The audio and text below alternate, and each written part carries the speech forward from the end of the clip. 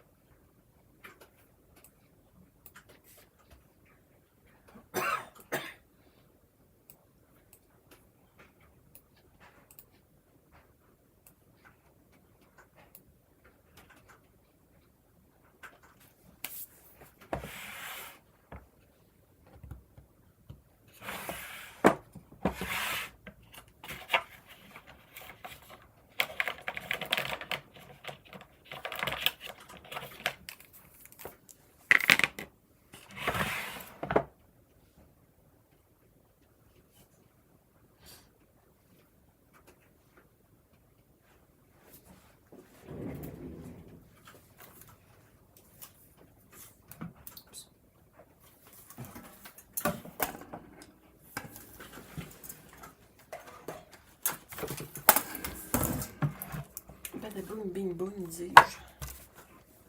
Right. Sorry about that.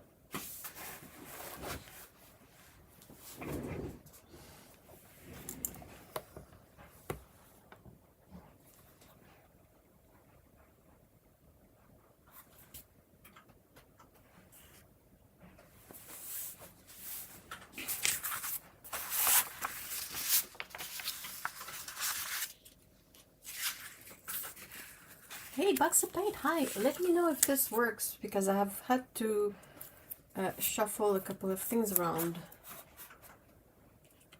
to be able to stream. So hopefully the audio and video is still good. Those are so freaking... Oh, thank you. You might be receiving one of these at some point in the, you know, near future.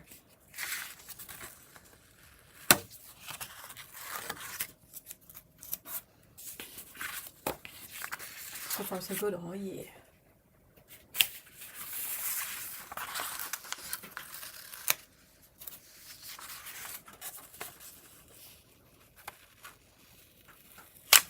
I hope it's been a good week. Yeah, it's been okay. How about your week? How's your week been? Week been? Something like that?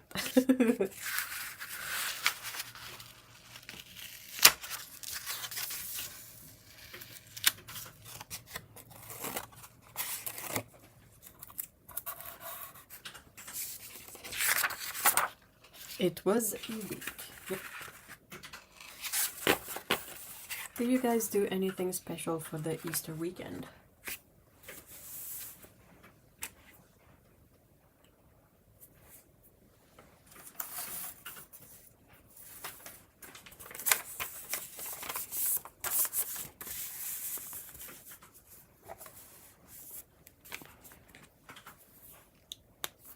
It was a week, but always good. That's the best, hopefully.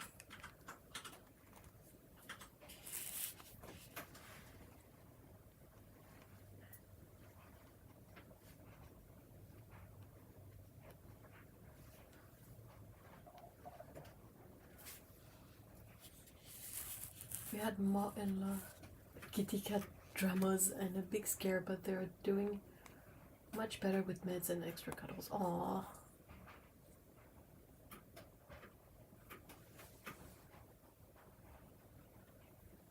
I hate that cats are so good at hiding when something is wrong.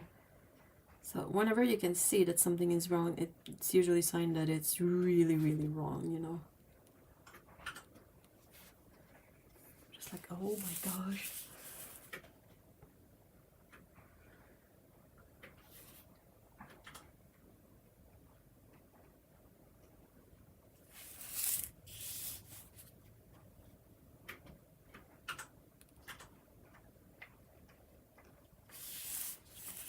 like to start by inking the eyes, because if I mess up that part, there's really no point in inking the rest of the drawing, you know. Yeah, this is not great.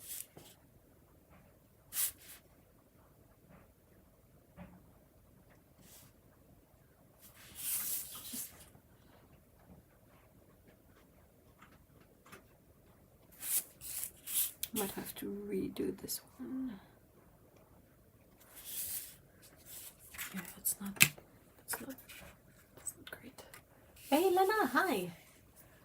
We are going to lunch with sister-in-law and nephew for hubby's birthday. Ooh! And to exchange chocolate Easter egg and oh, I hope you got one from Tony. 1 or 2 or 3 or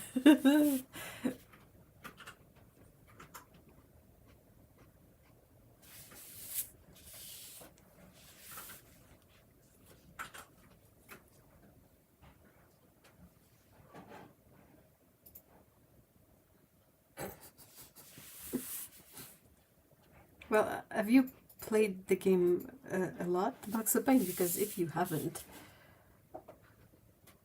it's much harder to remember the name of the characters if you haven't played the game a lot.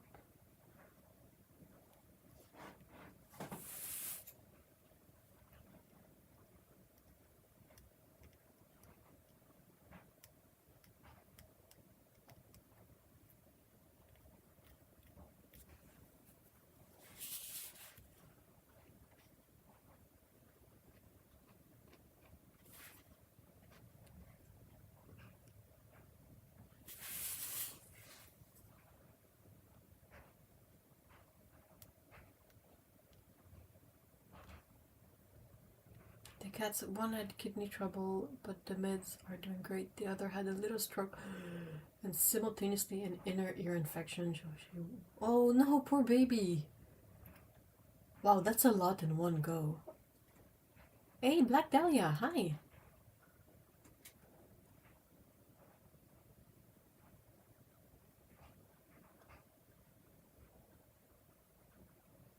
I'm friends with them and I want them to be my friends too, but they don't know me. I'm gonna let Hey, Duad, hi! Ooh, what are you eating?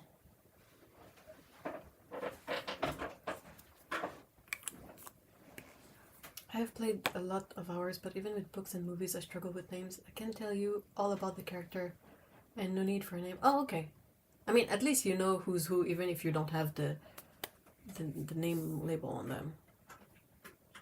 Oh, Barbara, hey! How you doing? Wasn't your name like Nocturne Dahlia before?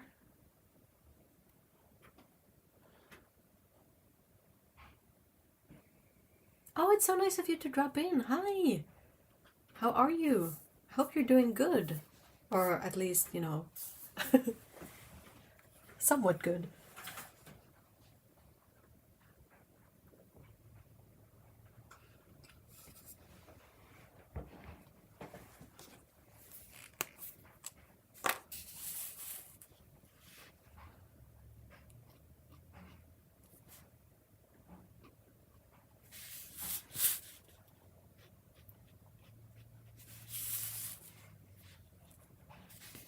Yes, I'm doing mostly okay. I'm old, so there's a certain amount of minor ailments that I'm sort of expecting, but aside from that,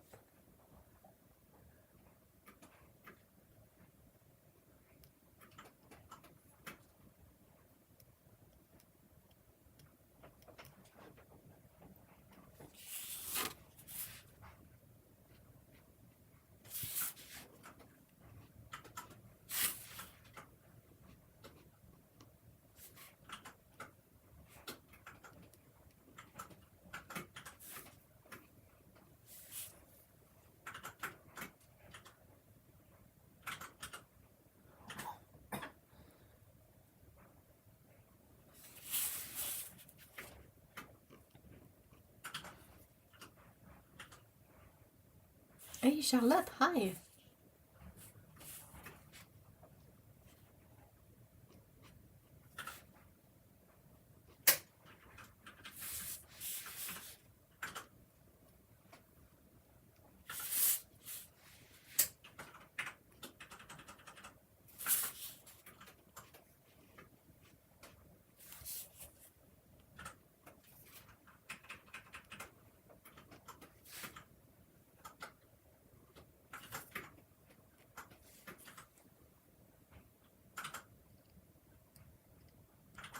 If we ever figure out D&D, we'd love to play as cats with.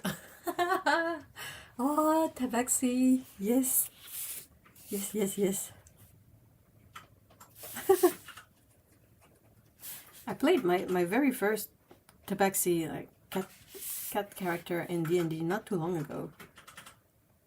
And I've been playing D&D for like 25 years. It took some time. How are everyone's fur babies? Mine are doing great. They're sleeping right now. Yep. Big snoozes.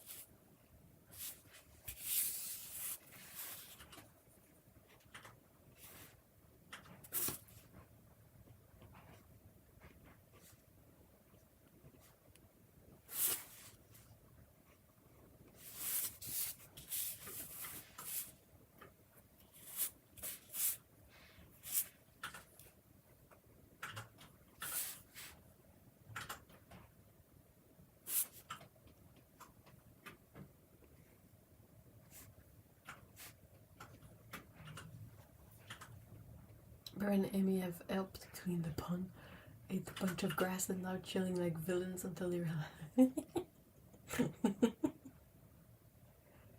I was a mage halfling for a long time. Huh. I've played it like so many. Like, I've never really had a game that ran for more than one big adventure, if at all. More often than not, we start something and don't finish it. But yeah, I've played all sorts of characters. Also, I've played all sorts of game systems that are no longer really that big. Like, I don't think anyone... Well, maybe some people will know what Exalted is. But it's a very Y2K era kind of game. Hubby called Emily after a really long day of work, so that's her nickname. Hey, that makes me think. My brother had his second kid, and she's named Emily.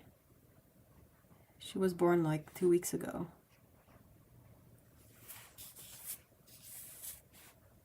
We have some traditional Easter food. Tomorrow breakfast is jurek,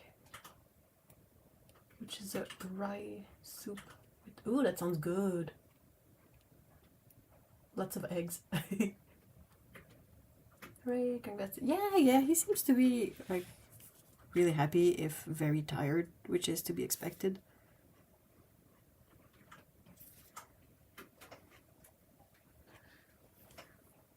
Yeah, the baby is named Emily. The baby. I saw photos of her, possibly at about a week old, and she's super cute. She looks exactly like... I told my dad, I was like, if you look at like baby in the dictionary and you need a photo of the most baby to have ever babied, it's probably her photo on it, because she's just like exactly the perfect proportions of a baby.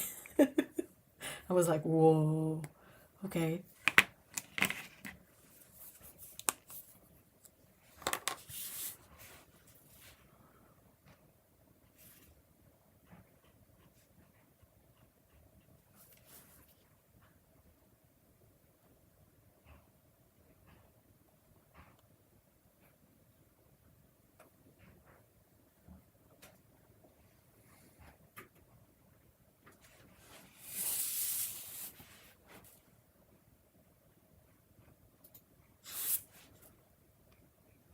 So my brother's two kids are kind of close in terms of birthday. One is in March, and the other one is in June.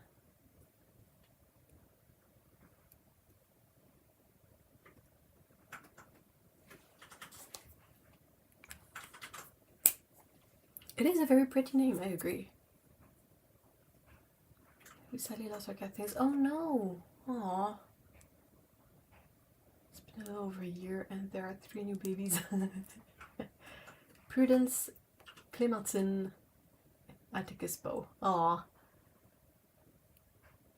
Oh, Prudence Clementine, that's her whole name. Female calico. Atticus Poe, male black tabby.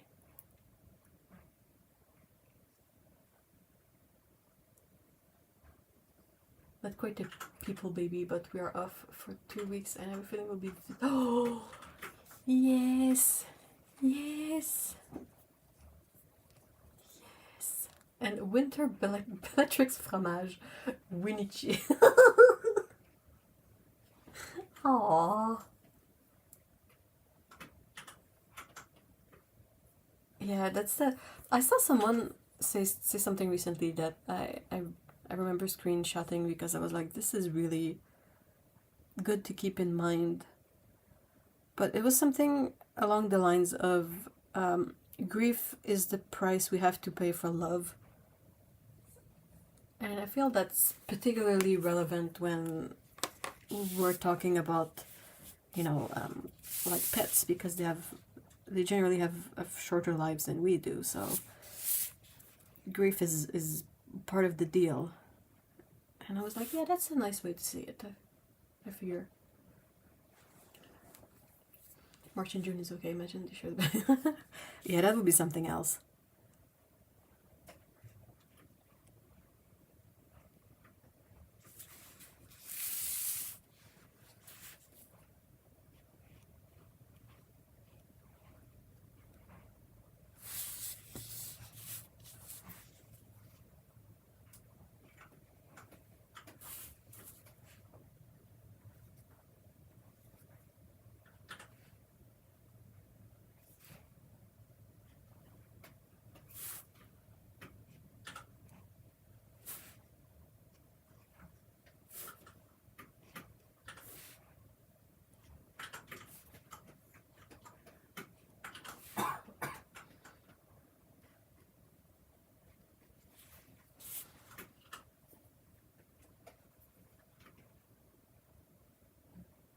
I agree, that may have been me. I posted something similar on IG at the time. Yeah, possibly.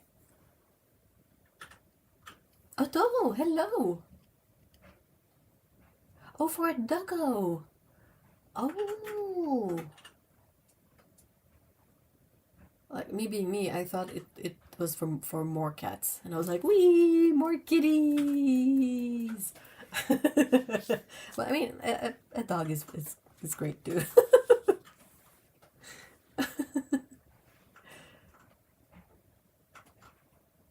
Oh no, that's so sad, Lena. Certainly that was starting. Ooh! Are those the elongagons? Wow, that's weird to say out loud.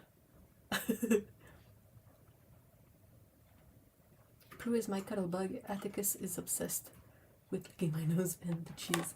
Aw. I love cheese names for cats. One of my friends gives cheese names to all of her cats, and it's really funny.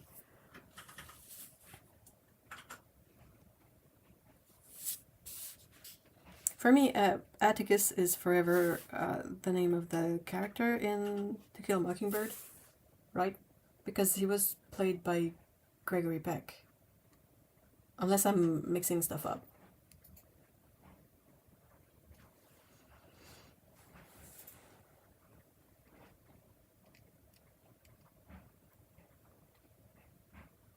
I'm not sure Amy would allow another kitty. Aw, Amy!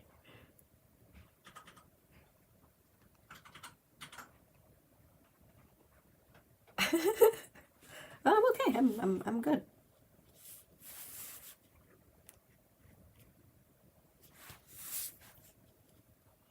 Finally got it sorted to have an appointment with some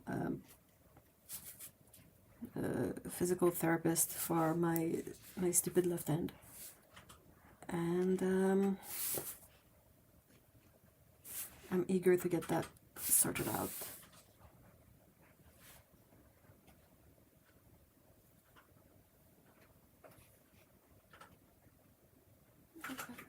That's it?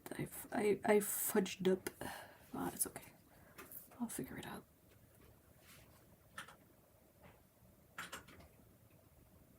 Ah, whatever.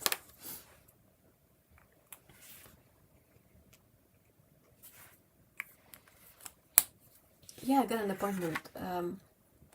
On not next week, but the one after that. Atticus Finch. Yeah.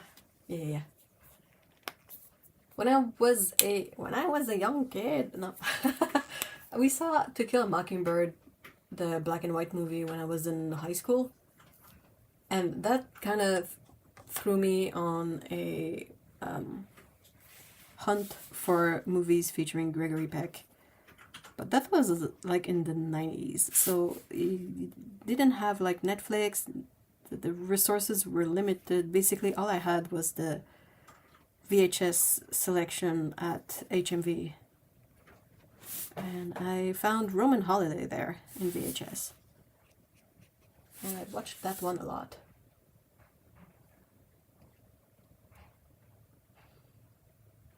It's really nice to be making them in my ideal fabrics rather than the test ones made from less fabric. Well, it's a good way to use less favorite fabrics, though.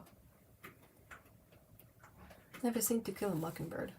It's a really interesting movie. Love him. Oh, dude.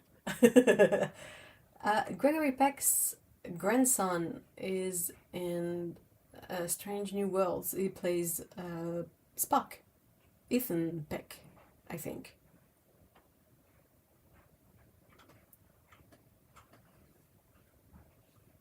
I was just thinking about your pen brush pen video. So it's kind of nice to see. Yeah, I have a bunch of dry ones now. Like, these are kind of dry. I mean, it probably doesn't help that I pause when I'm inking. Maybe the tips dry a bit when I do that, but...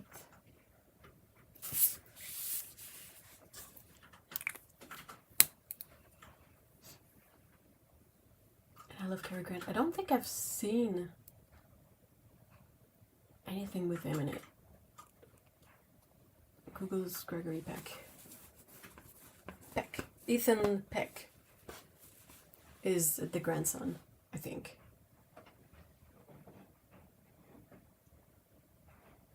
Yeah, that's maybe why he's familiar. I saw him as Spock and I was like, and then I saw the name and I was like, and then I did like read the Wikipedia page and I was like, that's the thing, that's it. I didn't know he was his grandson. Yeah, I think so. Unless I'm, like I said, I don't have the best memory, but I think that's it.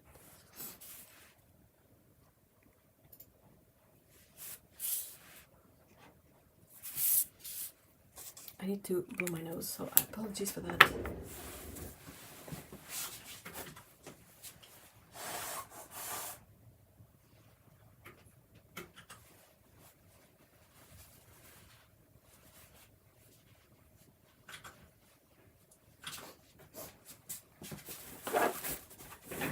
Sorry. Because I see now, thank you, I didn't know. You know, in 22 Jump Street, the guy that plays Zook. I haven't seen 22 Jump Street a lot. I think I saw it once.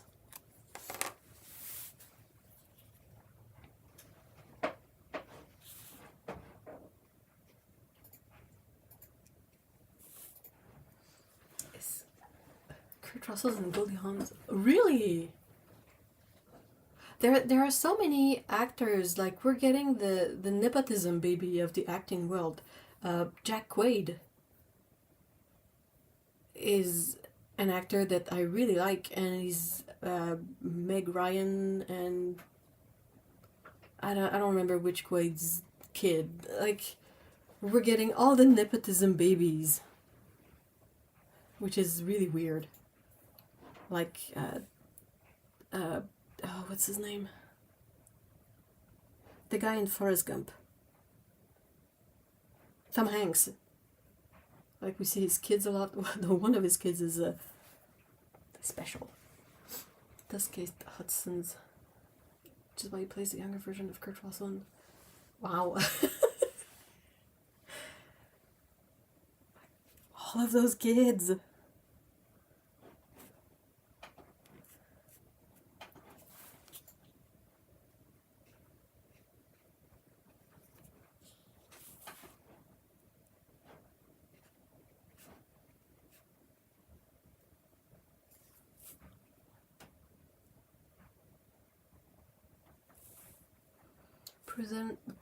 Prudence has teeny little short legs and she's smiling around. A munchkin? How old is she? Is it me or are actors now just kids? That's what I mean by the nepotism babies. Cummings' son is in one of the Fargo seasons too, I think.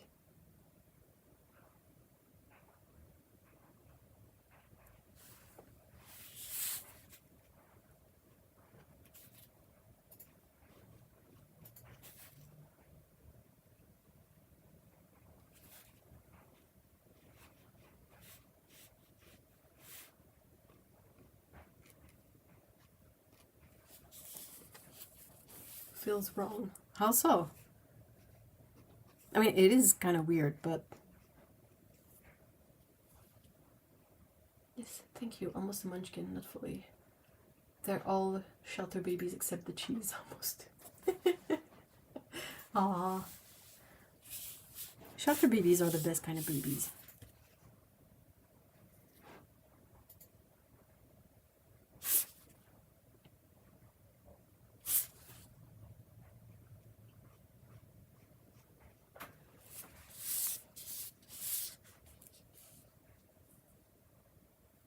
We don't have monarchies on purpose. But I mean, it's just the way these things end up, because I mean, imagine you're a kid and your parent is a popular actor. So you grow up in that world, you have access to all the resources through your parents, that like all this stuff is available to you, so no wonder that so many of their kids end up being actors too. And it's not a very hard job, you know. Okay, so what's the best thing everyone ate? Oh, for me it's praline chocolates. We got ourselves some fancy chocolates for Easter.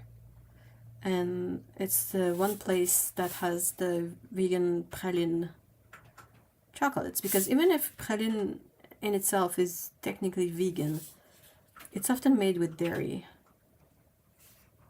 But that place, they still make their praline the right way, without any dairy in it, and it's just perfect. Also caramel. Caramel.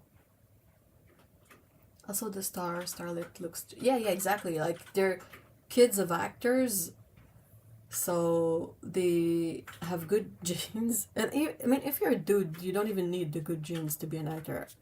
Not looking at you, Steve Buscemi. But, yeah, it's like... Jack Quaid. Like, if Jack Quaid had turned out to be anything other than handsome, that would have been weird when you look at his parents. It's like, dude, the genes, they come from somewhere. I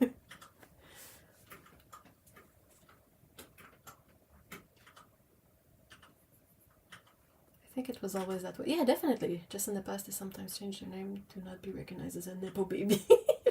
That's a nip. Absolutely.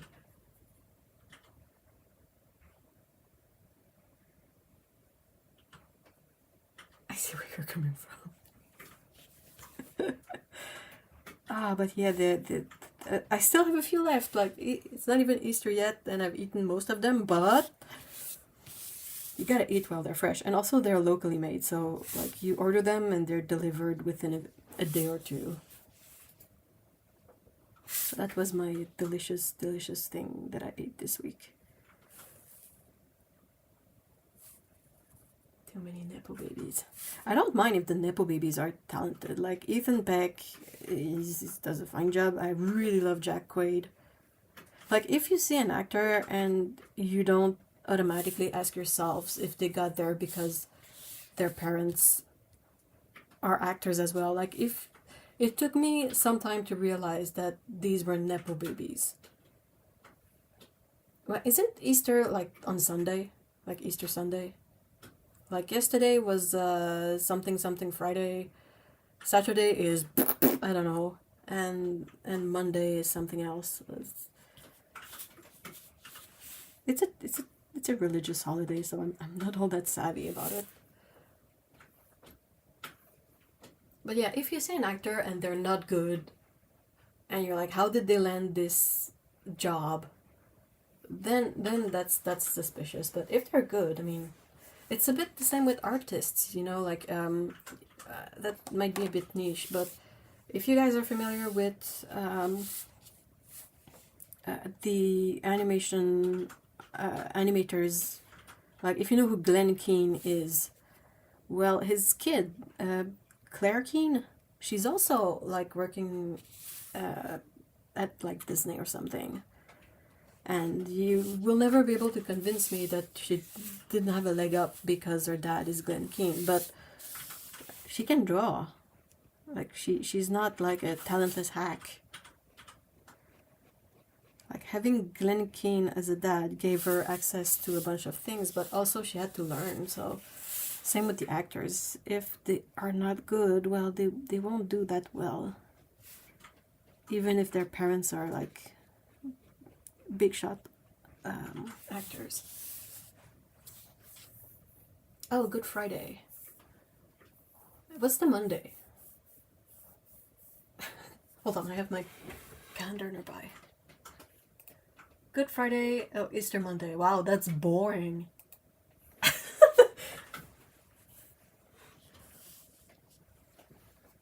Sorry.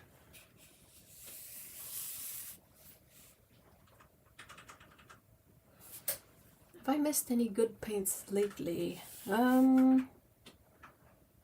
What do you qualify as good paints? I know that Core has released their really interesting ultramarine turquoise, but it's only available as part of a set. They also released a bunch of new colors, oops, and a lot of them looks really interesting, but they're not colors that we haven't seen anywhere else. Roman Schmal has their October pan that was really fun. Really nice, like deep purple moody color. It's Palm Monday for us. You wouldn't know. Is he a Nepo baby? Seriously? Benedict Cumberbatch is a Nepo baby? Oh, I didn't know that.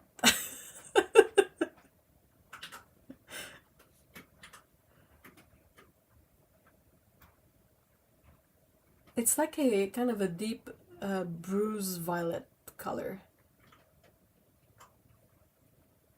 Have Schmickus Dingus on Monday? Oh, that's so funny. Oh man, I hope the weather is nice enough for that. Otherwise it's gonna be cold.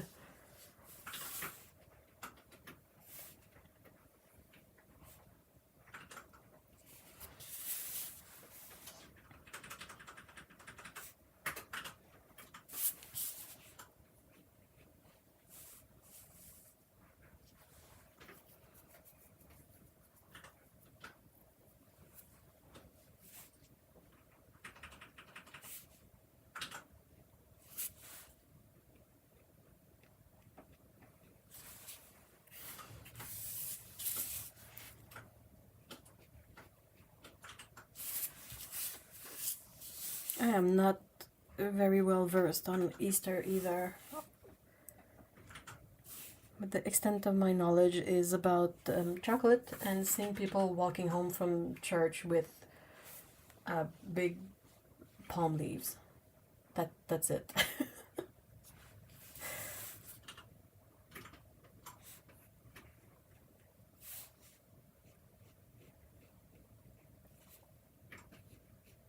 Also, like the traditional Easter food in North America is kind of terrible.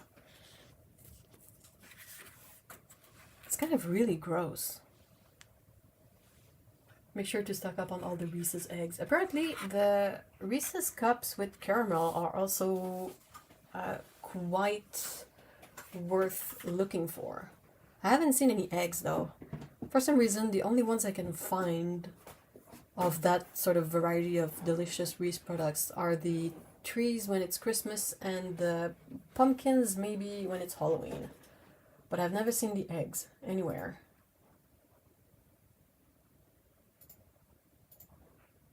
Also, another hack if you guys like your Reese's cups. As far as I know, the freshest Reese's cups I've ever seen were from the dollar store. Because they have such a lot of turnaround that they get like fresh stock and they don't have any time to get old. Like they get the best kind of Reese's cups that you can have.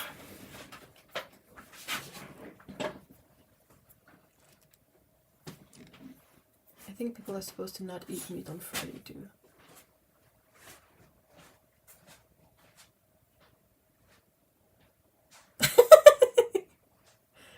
I found a bag of them. Oh wow. Chocolate that shut up in price. Yeah, same. Even the dollar store stuff is rising in price, which is, you know, it used to be that all the candy chocolate bars, like a basic Reese's cup, was priced so that with the tax it would be $1 per bar. And I saw that it had gone up 5 cents recently.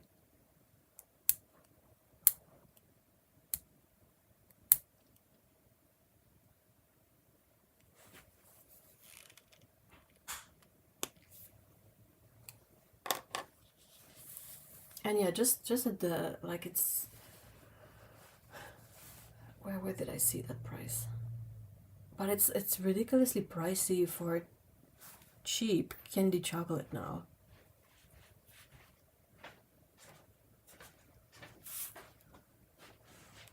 Ça, as-tu fini? Oui. Oh yeah.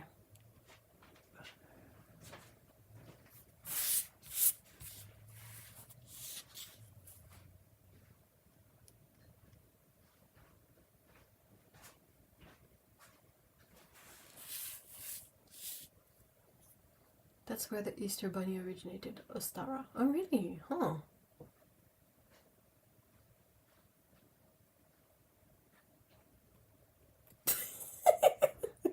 Mondays when Jesus talked to the people again before leaving. I don't know why, but I think I find that funny. Okay, so guys, before I have to go, make sure you turn off the oven and lock the doors. And also you have to feed the cats in the morning and at night. Got it? Okay, bye.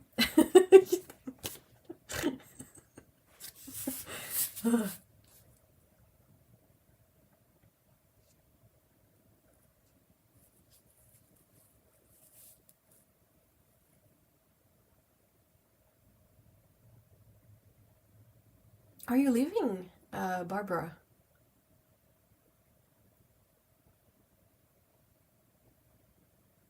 Or are you speaking as Jesus leaving? Okay, nice to see you guys. Okay, bye.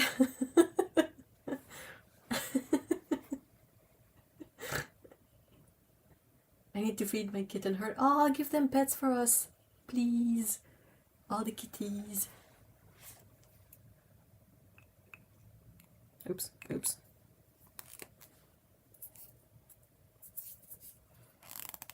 I need to feed my kitten herd. Oh man, I wish I had a kitten herd. All I have are 2 sleepy cats. They look like hot cross buns at the moment though. Especially Pecco.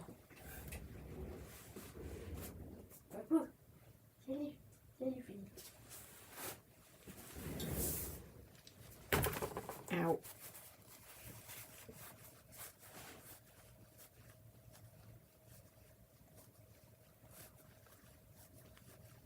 Maybe when I need to work on a commission. Well, good luck with that, and I hope you enjoy. I hope you have a great weekend, and that you enjoyed the Easter chocolate or whatever other fancy Easter thing you like. And it was really nice to see you, so thank you so much for stopping by.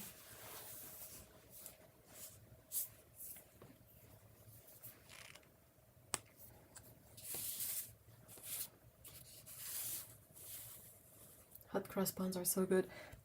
If it's the same as it is here, there's something really weird about hot cross buns in the sense that they are full of stuff that I don't like, which is candied fruits. But I still crave them. And when I see them at the grocery store, I'm always like, hot cross buns.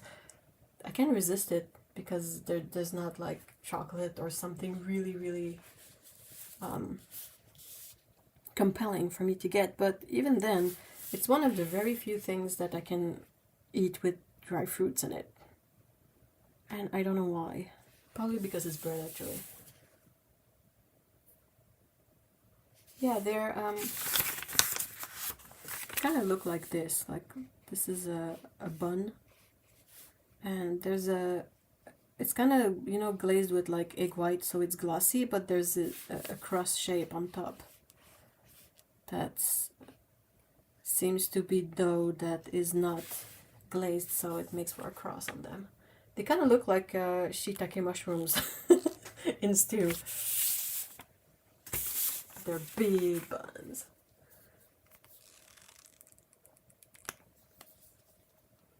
I found mini hot cross buns to here. Oh, that sounds good. I wish they made them without any fruits in it. I hate raisins, but cinnamon and raisin. Seriously, me too. What, you don't get cinnamon and raisin bagels in the UK? No way. Hot cross buns make me think of a crucifix in the bikini with a large bun.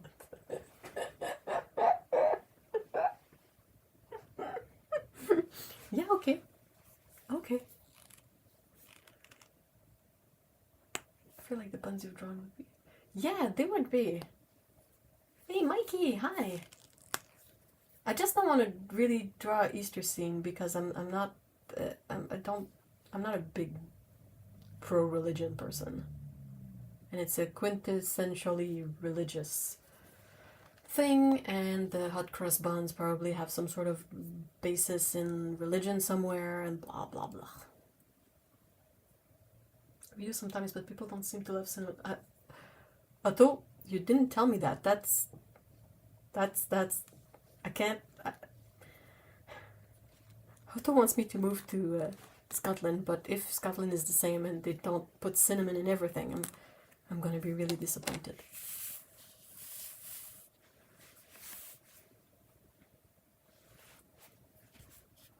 You didn't tell me if cinnamon was as...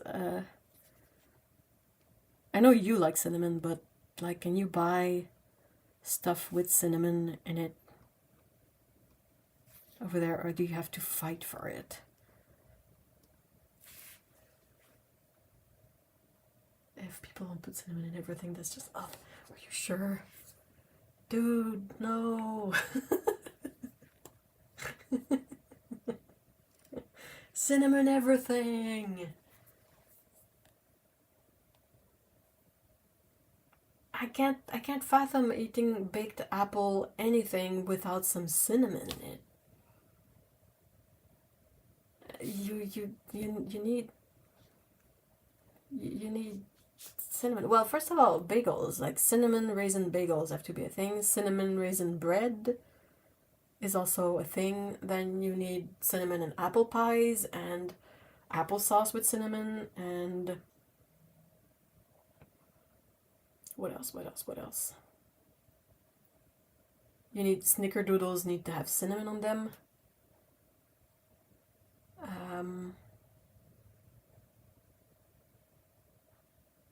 There's one, I feel there's one like on the tip of my tongue and I can't figure it out. We don't have applesauce to begin with. What do you mean you don't have applesauce? What do you do with old apples? Snickerdoodle is a cookie it's basically like a vanilla cookie, but before you cook it, you take the ball of dough and you smush it into a mix of sugar and cinnamon, and then you bake it. So it's kind of a cinnamon sugar vanilla cookie. Yeah, but if there are gross apples that are like mushy, like that, the taste is fine, but the texture will make you gag. You cannot eat that. You have to bake it. We can just open a bakery for it. That's probably the name of the bakery. All the cinnamon things.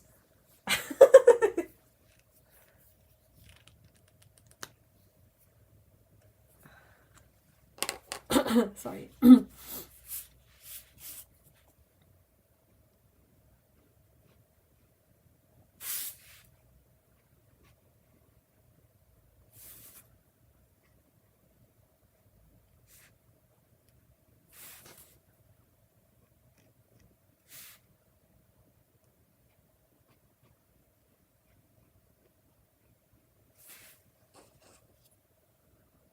We don't eat gaggy apples, but they still exist, so what do you do with them?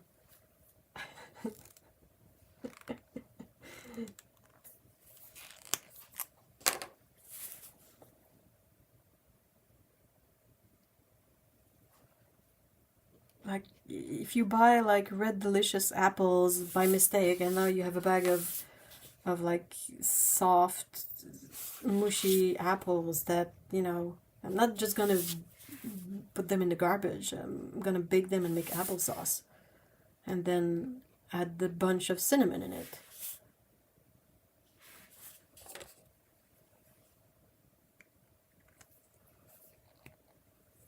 You don't, in Germany we have apples that are cooked and then mashed. That's applesauce. It's a compote, a compote. You can make compote with any kind of fruit. It's basically just you bake a fruit and then you squish it. You mash it, and it's like a puree, but it's not like sweetened, and it doesn't have pectin like jams do. It's really just cooked fruit, and you can eat it with a bunch of things. And I mean, some people like their applesauce like with chunks of apple. I like to like blend it into a puree, but it's basically a really efficient way to eat apples that are not great to eat, you know, to bite in, but that still taste fine. Bon Mama make apple butter, they call apple caramel. Ooh. That's good, Mikey. We hope you're gonna be around for a while, and hopefully a long while. We make baby food out of them. I don't know, maybe you have a smaller production of apple than we do here, but over here we'd end up with so much baby food.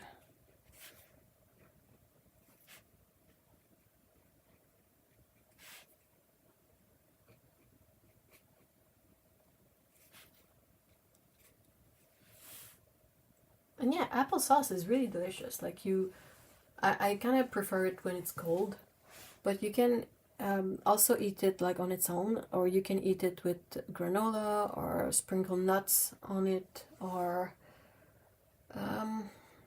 yogurt possibly, though apple and yogurt is kind of weird to me. I can more easily imagine other types of compote with yogurt,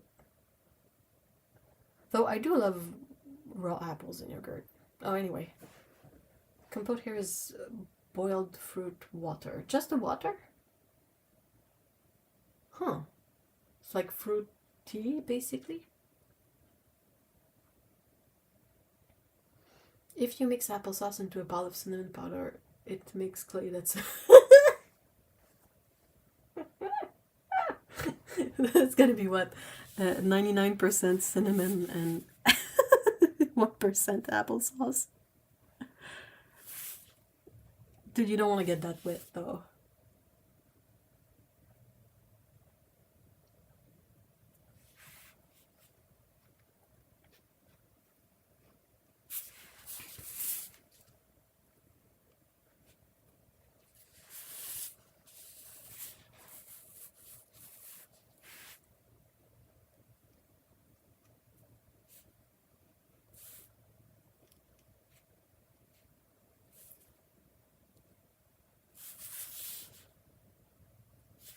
You can also make applesauce with apple and other fruits, like apple and pears, apple and strawberries, apple and you name it.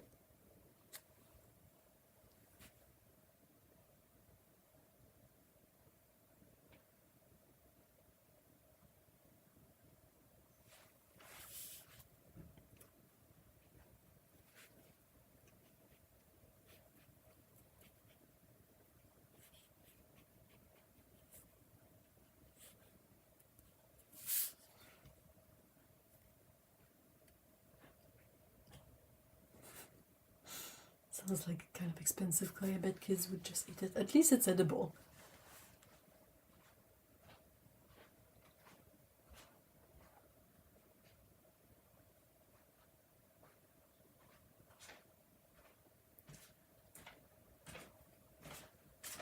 In the States, you can buy giant tubs of applesauce and containers. Yeah, you can buy cinnamon in bulk.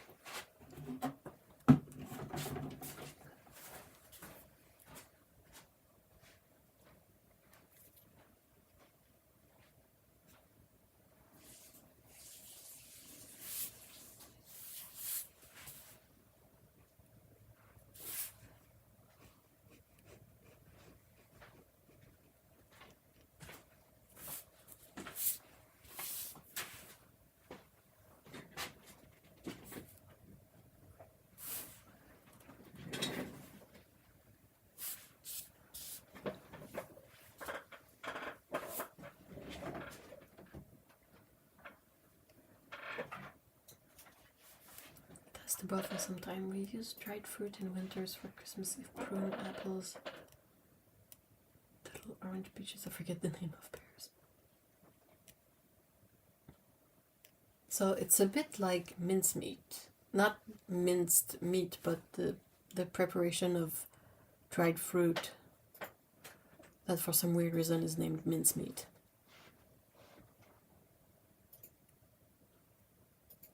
Not coming to sit for snacking, huh?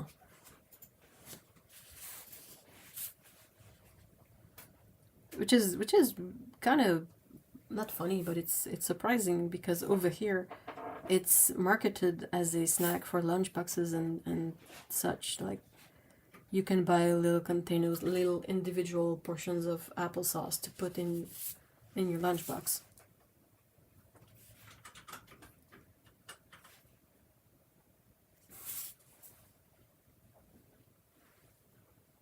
I miss flavored applesauce from the States. Well, you can make your own.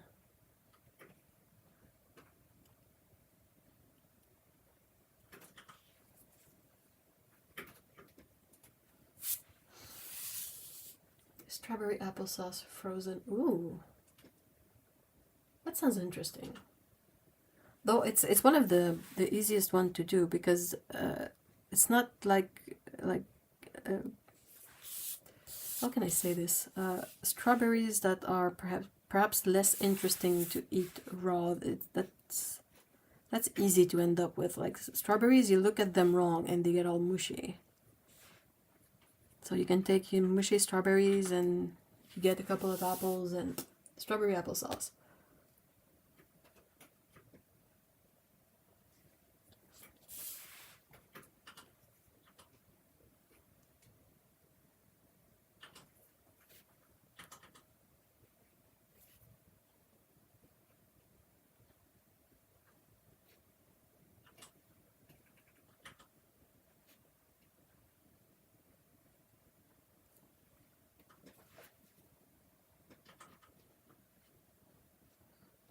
You can really get it with all sorts of fruits. I saw prune applesauce the other day and I was like, okay, that's a new one.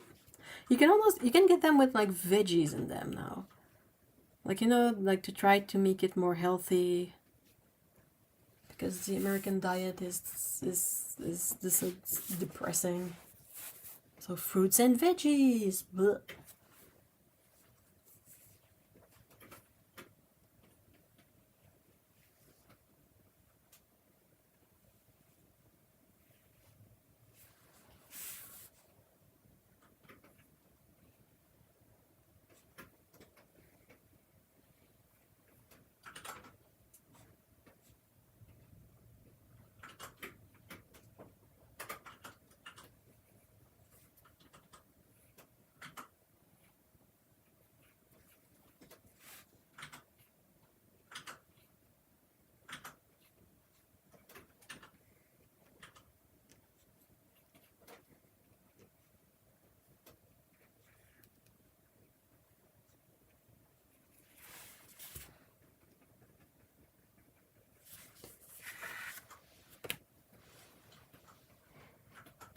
Yeah, exactly. Apple is like a banana, a filler to not use that much other fruits. We use a lot of apple juice for as a filler too, for like a sweetener, especially in juice. Like, oh, fruit punch juice. Well, it's gonna be a like a base of either grapes or apple juice, often with a bit of like fancy fruits.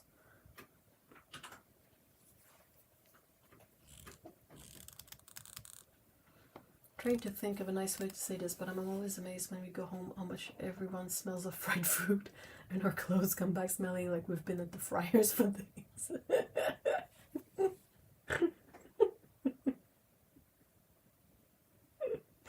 Oh no.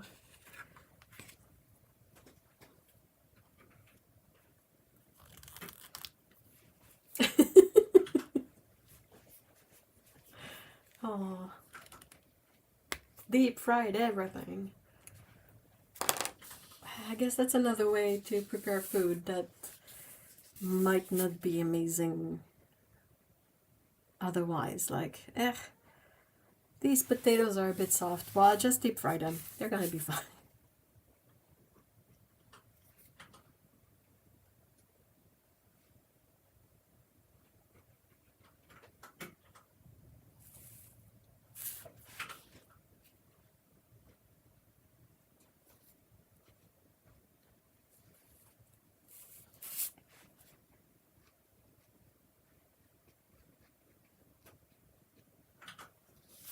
Fried food tastes great, but I'm much happier when it's a treat. Oh, yeah, absolutely.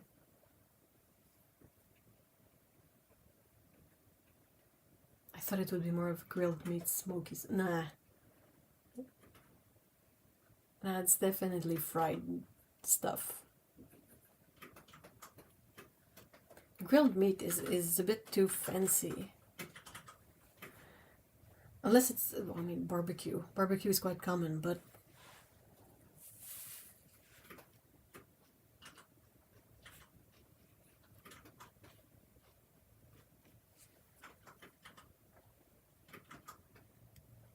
fried taters.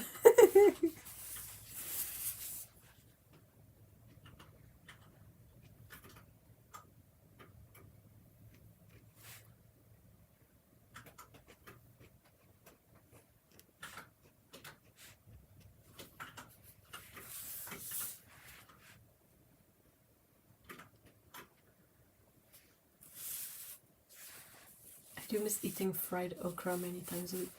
Isn't fried okra one of the only ways to eat okra? Isn't okra the one that gets kind of gooky when you... What's the word I'm looking for? Slimy? When you cook it? Fried green tomatoes. That's a great movie, by the way. Fried, pickled, or in soup.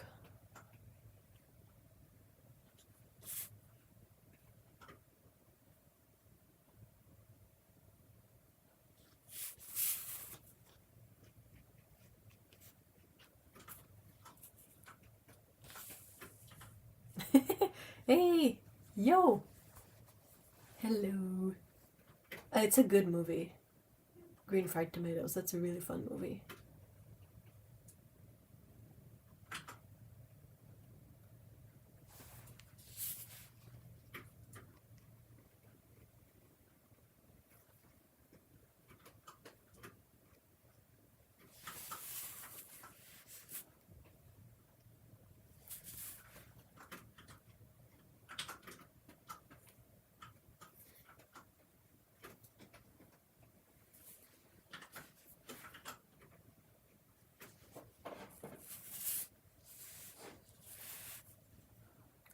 I always felt like okra looks like a weird cucumber.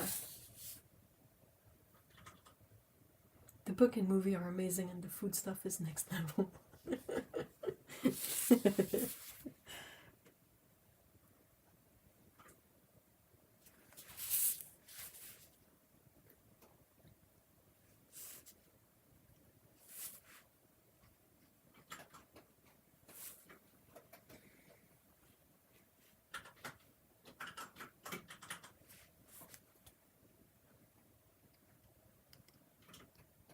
In Japan, we enjoy the slime of the okra.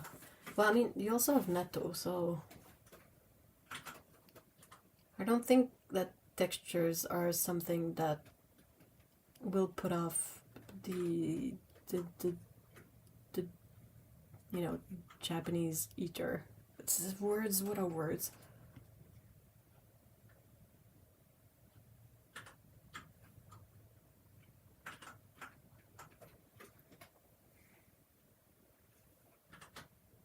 Should have been more gay though. Yeah, maybe, but it's a movie from the 90s. They were doing the best that they could. We were told slimy food is... Oh, really? Huh.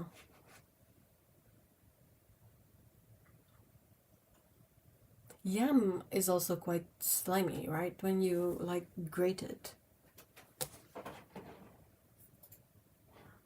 I mean, if you want to have slimy foods, also raw oysters. Kind of slimy.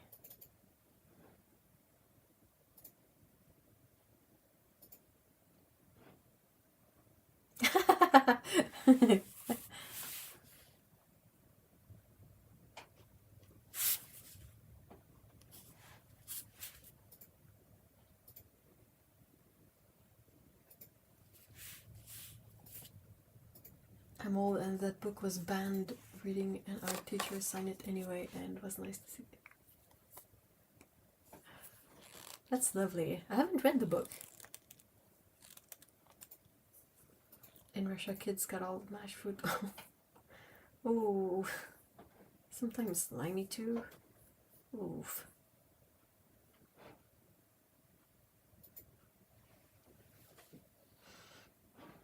Our garden is a bit scary at the moment, but really excited that 2 of my artichokes made it through the winter. And it's like, ooh, how do you, like, artichokes, do a plant delivers more than one fruit? And then when you get the fruit, do you cut it and the plant is dead, or will it grow back? Hey, welcome back, Mikey.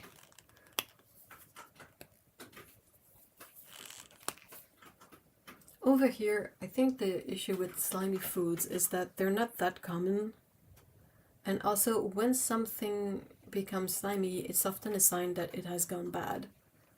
Like, let's say you have cold cuts for sandwiches in the fridge. Well, when they get slimy, it's not a good sign, you know. When some fruit gets slimy, that's also not a good sign. So maybe that's why there's nothing to balance it out with a positive connotation to that texture. So everything that is slimy is sort of automatically seen as not being good.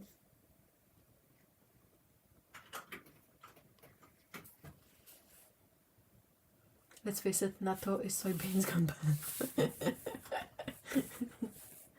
Oh yeah, maybe artichokes are the flower. I mean, I don't know what I'm talking about. Plants. So if it's a flower, it will just grow back. Artichokes look and grow like sunflowers. So it's a one-time deal as far... Oh, interesting. Because sunflowers, there is one flower, but it delivers like a lot of seeds. So you can grow like it back, but the artichoke doesn't really look like a bunch of seeds. Natto reminds me of, you know, the smoked rotten shark that you can find as a delicacy in some countries.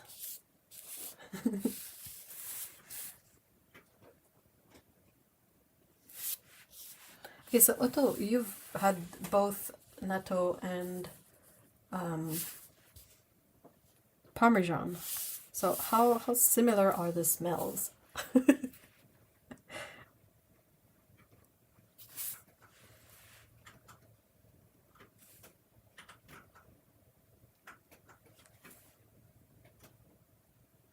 Not at all. Oh, interesting. I've seen a lot of people describe natto as smelling like old feet or Parmesan, but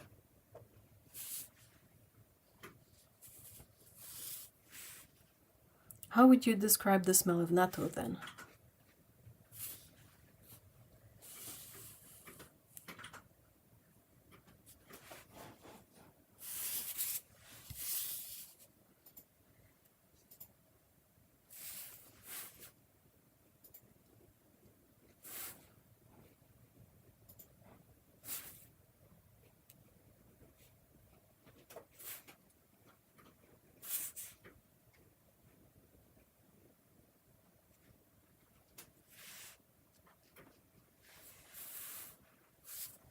Sharp and fermented.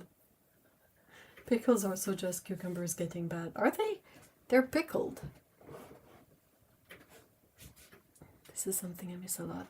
Gardening and canning. Did you do a lot of canning before, Mikey? I mean, as a person who grew up eating them every day because I have an uncle who works at the natto factory, I like natto, but it's really hard to explain what it smells like in Western terms.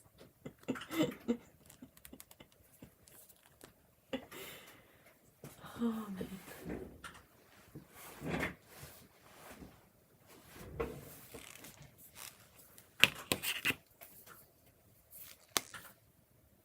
Other than it smells like natto, yeah.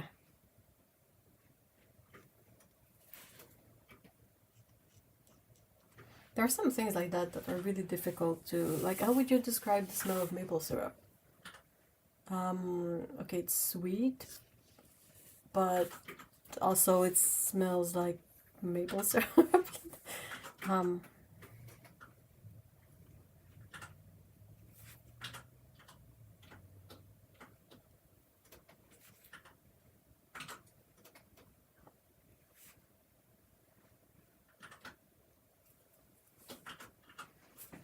Like, to a Japanese person, it smells good, so we'd never associate it with words that say a Western person would. Oh, I see that. But how would you describe it, like in your experience of it? Because you like it, so I think having it described is in a positive way would be interesting too.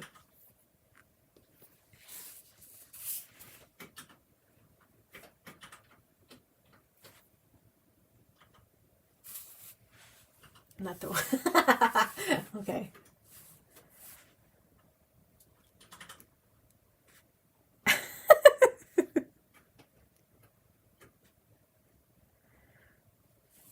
Like, I was eating something earlier, and it was French fries, and I was eating them, and I asked Mr. E, I was like, do you feel like these taste like the farm to you? And he was like, nope. But yeah, I mean, you know, the how do you describe in words something like that? Like, well, it smells like when you walk at that place and there's the thing that smells like a farm, and that's the yeah, it's hard to describe sometimes. Is natto like salty?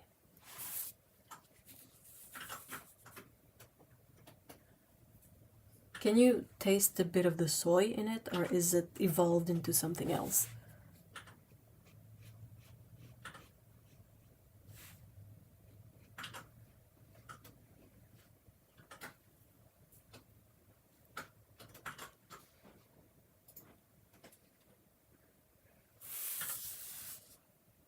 It's totally something. Oh, that's really interesting. Part of me really wants to try like a recommended type of natto one day, but also not sure if I'll be able to make it.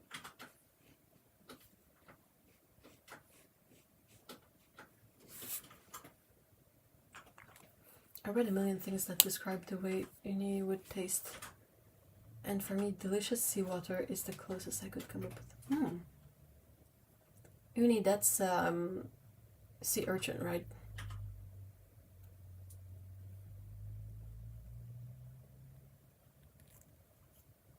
I am 100% aware why I was oh my god. In Chinese cuisine, they use dried natto as a spice flavoring. Oh, that's interesting. I can tell you that it does not taste like miso paste. Yeah, that sounds like a completely different flavor profile. Uni is creamy seawater.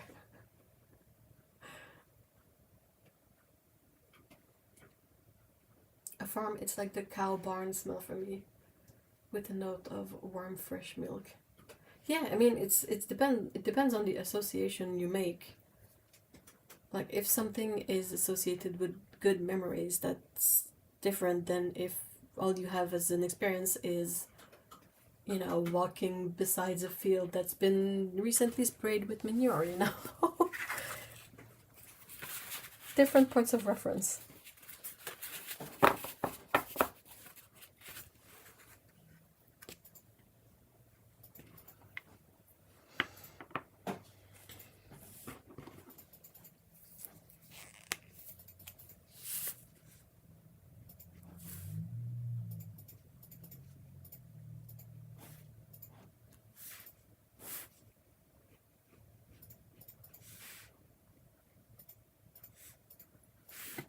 Sorry.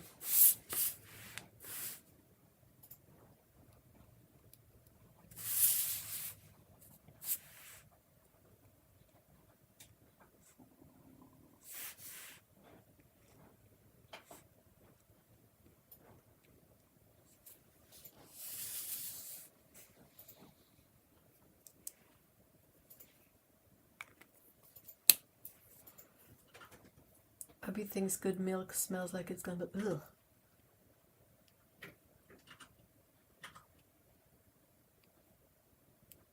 And we've had the 23-year battle. I just use the milk, it is fine. You can smell the butter in cow fresh milk. Butter. Well, the cream, you know what I mean. Yeah. The butter that has started to smell like cheese is really disgusting.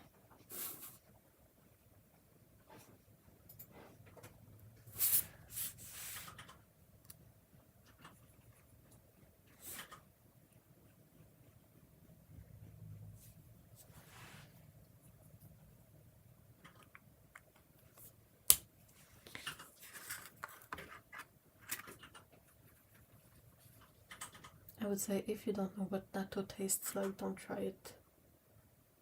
I think you have to. I think I would try one bean. Just one.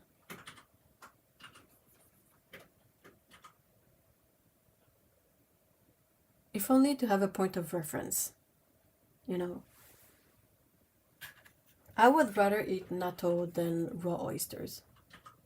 If you put both in front of me and I have to eat one of these, I'm not gonna pick the oysters. Ugh.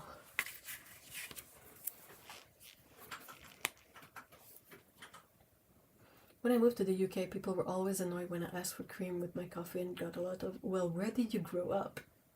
Thumb the nose. A farm in North America. I just love dairy so much. Oh. Cream in coffee is ubiquitous in the States, and in Canada for that matter. You always get offered like you know, the little containers of either milk or cream. And different percentages of fat in the milk too.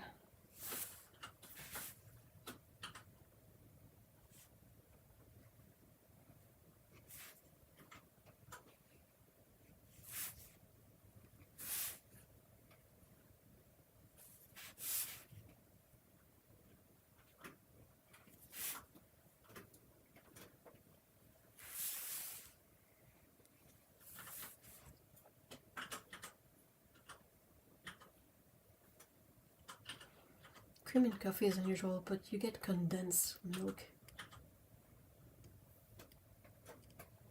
My mom used half and half on her cereal.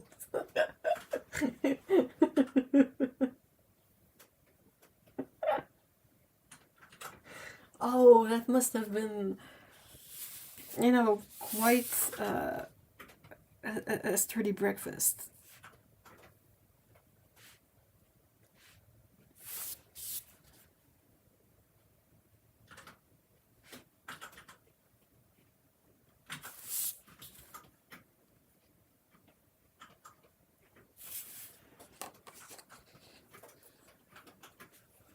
I miss half and half so much, but in the UK we get this magic called Gold Top, which has an inch of solid cream in it. What?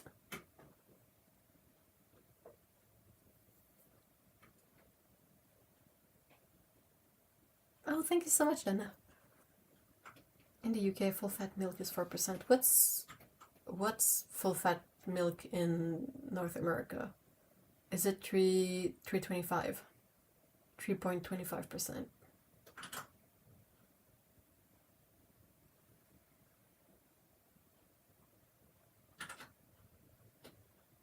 Hey, Paulo!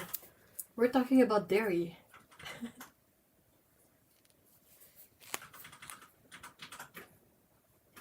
So you're right in time.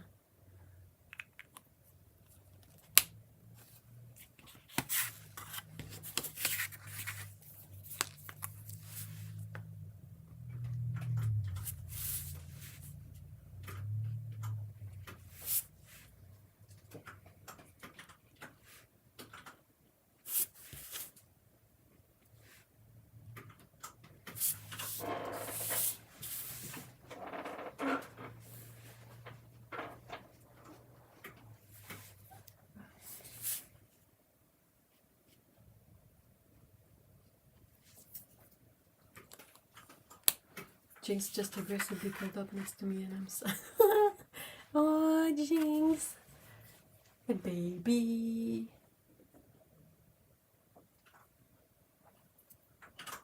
I need to make decorations for Easter lunch. What are you making? So I might cast the stream to the TV. Ooh! I love that we still have milk people that drive little cart and drive. Oh, really? Whoa. She's really softened up in the last few days. Aww. I'm on TV. I'm on one TV.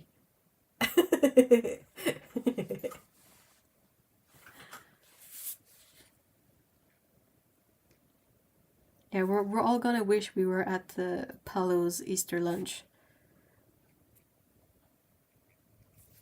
I think Paolo is like the most chef person we have.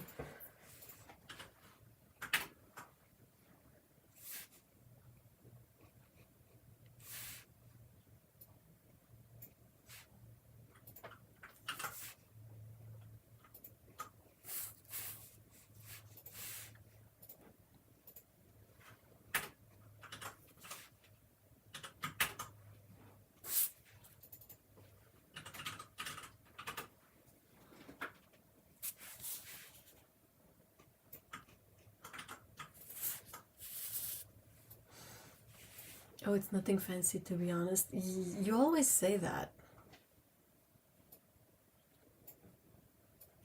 I wonder what the hospital... I wonder too. I hope they have something fun. Or at least more fun than the usual, you know.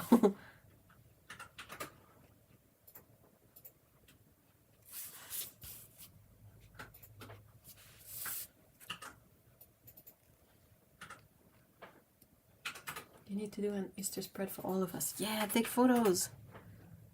We want to see, we want to live vicariously through the beautiful food photos, beautiful foods that Paolo prepare. Did you make it with orange rind? No, no. We had a discussion with Otto earlier about the weird flavor profiles, combinations, and whatnot. And yeah, tiramisu with the orange is weird. Orange and coffee? I hope not. Ew.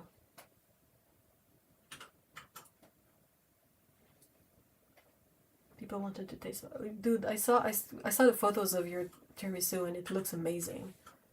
I love that you make the cookie yourself. Coffee and orange? Yeah, that's weird. That's really weird. No, no, no, no, no, no. Don't do that. Don't. No, no, no, no. Oh, coffee and orange. Why? First of all, why? And then, why do you guys... That must have been like the dentists. They must have paid for that to be a trendy thing, so that you mess up your enamel so bad that you need them afterwards. Ew. Ew. No.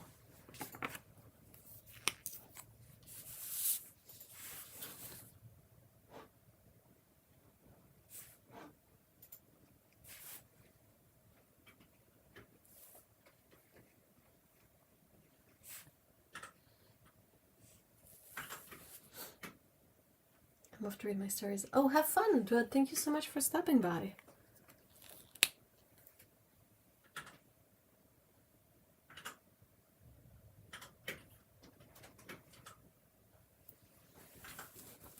I hope you have a great weekend.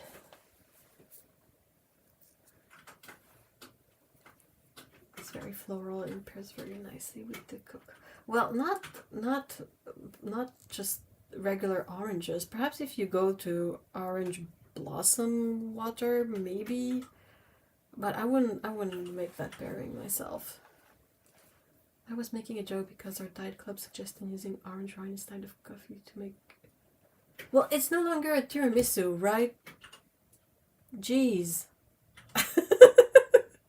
What kind of suggestion is that? Oh, it reminds me of the stuff we find on, you can find on any kind of recipe website in the comments. you can find some of the most inane stuff in there. Like, let's say it's a recipe for shepherd's pie, like pâté chinois we call it here. So it's ground meat, like corn and mashed potatoes. Okay, let's just keep it at ground meat, corn, mashed potatoes. And you will end up with comments of people saying like, oh, instead of the meat, I decided to use some leftover rice that I had, and I added some lentils into that, and then I didn't have corn, so I put a mix of green peas and also whatever nonsense thing, carrots that I had, and then for the mashed potatoes, all I had was parsnip. And you're like, okay, well, you made an entirely different recipe, so what's the point now? What's ah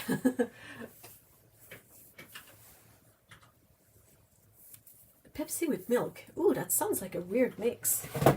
Huh.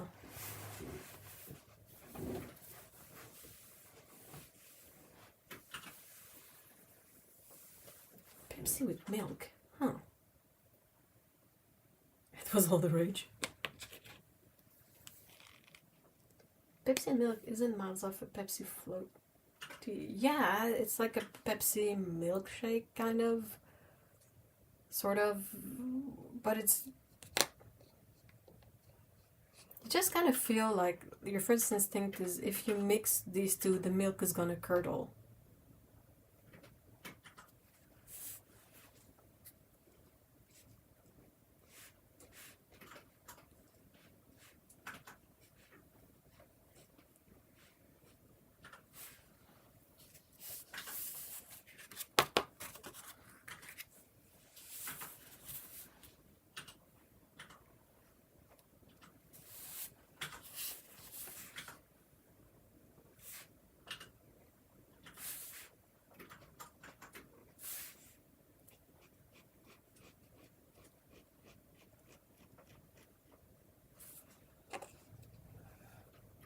My grandpa used to put ice in his milk, and it always seemed so weird to me as a kiddo.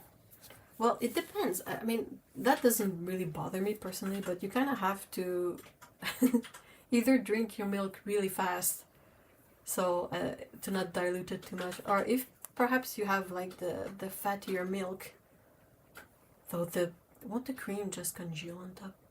Ugh. Okay, weird. Weird.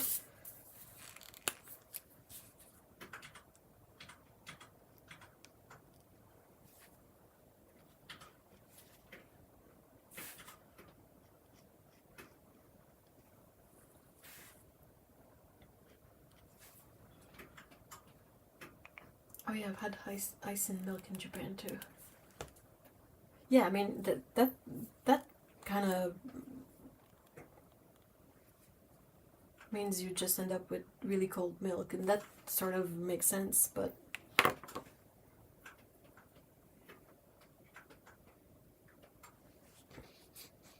like if you show me someone who has orange juice and milk mixed together, then I'm not gonna be there for that one. Ugh. Ugh. You can't see it, but I have shivers and I shudder at the thought. But yeah, me and Otto were having a long talk about weird flavor profile mixing, because I saw an item that was caramels flavored with salt, vanilla, and rose. And I was like, salt I know is a thing, vanilla just makes sense, but I couldn't figure out why add like rose flavor into caramel. I feel like it's really not a good mix.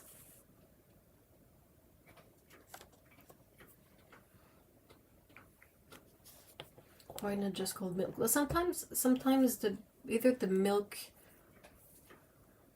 is not that cold, or you want it even more cool, like extra cold milk.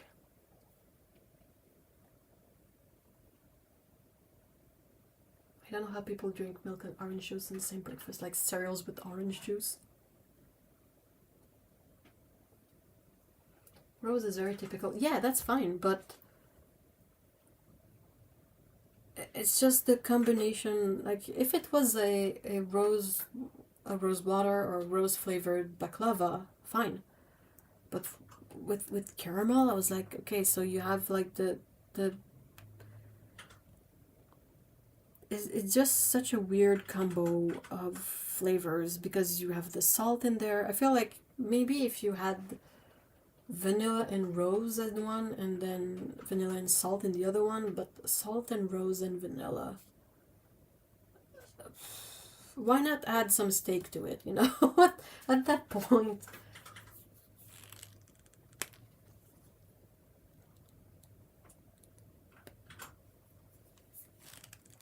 We got some flavor drop things for sweetener, and the banana in milk tastes like you're drinking a Laffy Taffy.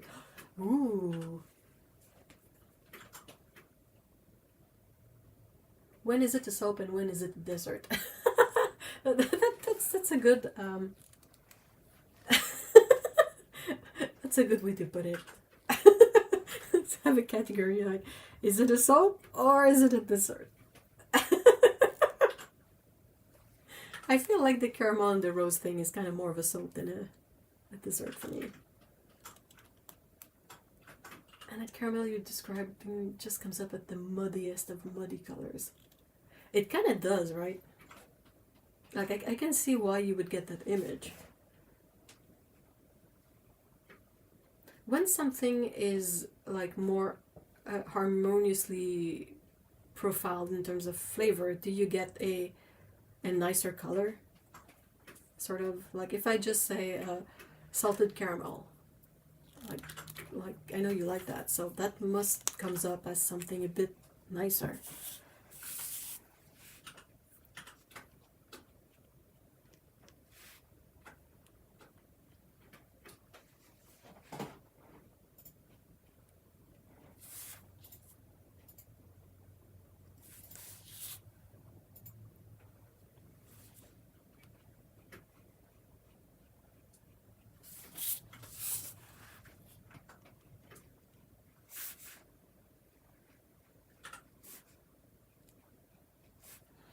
I feel like the caramel to me would have possibly made a bit more sense if it had been something like caramel, rose water, and maybe cinnamon.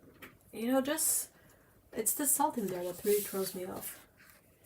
I feel like it fits with everything else. Yeah, in general, when the flavors work together, it comes out as brighter color. That's really cool.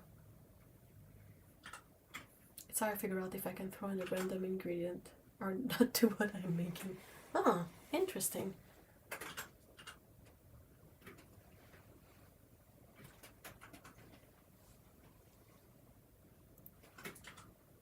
Salted caramel is bright blue. That's really cool. For me, when I make a recipe and it's always something, I always like wing my recipes. I don't really follow recipes, but the ultimate tastes is either smell and or taste. The ultimate test is either smell or taste. Okay. Like sometimes I will smell, like, let's say I'm making sauce for pasta, and I will smell it and I'm like, there's something missing. And sometimes it's just an educated guess of adding a bunch of stuff in it. And and being like, yeah, okay, you taste it again or you smell it again, you're like, okay, that makes more sense. I ate a bag of worthless caramel. Caramel corn. Oh, yeah, caramel corn is delicious. I love me a good bag of caramel corn.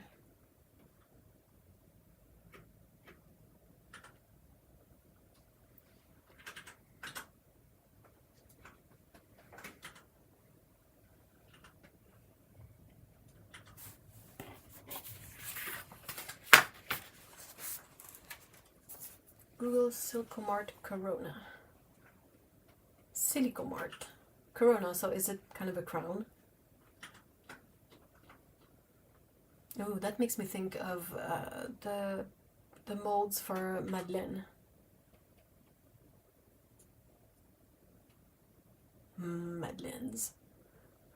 For me, each flavor creates like a cloud of color. They have fake shapes to them too, and I gotta make sure the shapes. So you basically have a mini game in your brain. A bit like, did you see Ratatouille? Ratatouille, the Disney movie. At some point, the main character like describes the flavor, and it's visually represented as colors and effects and shapes.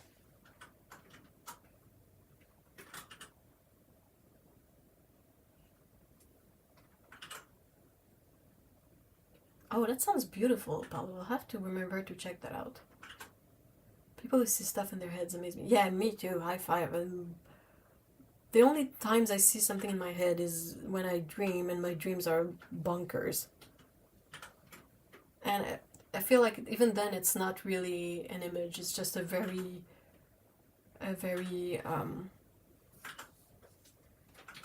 it's like a description that I make for myself, so it makes sense in my head, but I don't feel like I see anything. I just have about 2 dozen radios blaring different things. Yeah. Hey Jill, hello. Hi.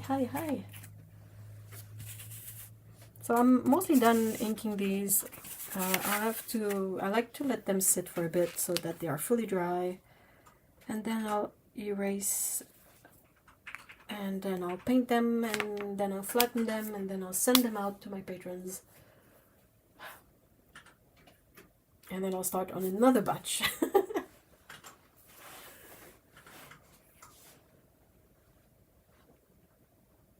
It's exactly like a puzzle. That's really cool. So you probably have, like, do you enjoy taste testing things so that you can add more possible pieces for puzzles? I have super vivid dreams and hard to explain how I remember them, but it's like a story got written and left in the CD drive. Same thing. Do you, hey, Box of Paint, do you get like recurring things when you dream, like from one night to the next, and sometimes like weeks later?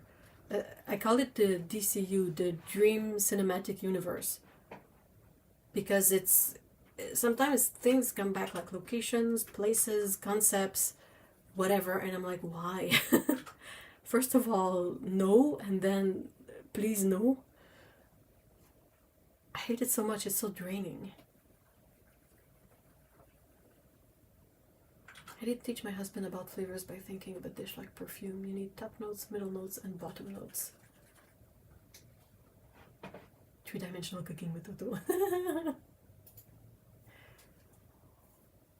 It's all the time, but I definitely have serial dreams. I have things coming back in my dreams. It's a series. Common themes. Yeah, it's so weird. Like, let's say in one dream I have a car, and I take my car and I drive someplace. And then another night, like weeks later, I need a car for something else. It's going to be the same car. And I'm just like, why? Why? Why? I just want to sleep. Let me sleep. This week I had a new location in my dreams and it confused me.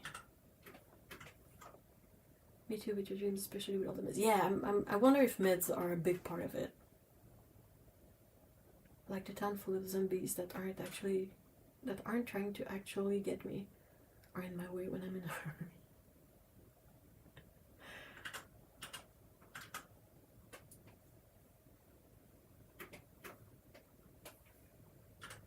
Oh wow, that's really cool, Otto.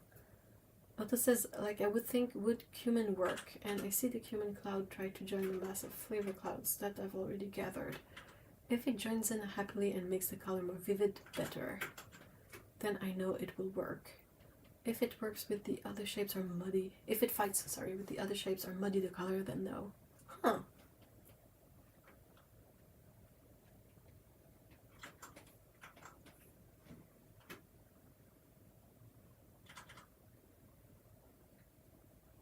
Yeah, it is like painting the cooking. I know that my stress level is high when the zombies come. One of the recurring one that I have all the time, and I hate it, is I'm trying to leave someplace, often in a hotel for some reason. And I keep finding things that I need to pack, and my bags are like full, but I turn around and there's a bunch of stuff that I don't know why I brought this on, but I need to pack it, and then I don't have any place, and it's just always the same kind of concept. And yeah, I can't figure out what makes these topics happen in my dreams, but yeah, hotels are always there. Hotels and having to take planes, and I don't ever travel, so I don't know why.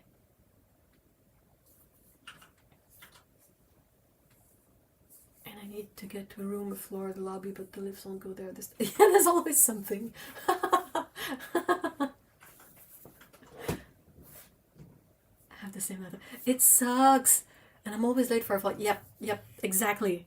I'm like, but I have my flight, and I need to pack, and then I turn around and there's a wardrobe full of coats that I don't know why I brought these, but they're there and I need to pack them, and it's just bonkers. I think I'm gonna go rest. Oh, have a good rest, Mikey. Thank you so much for stopping by.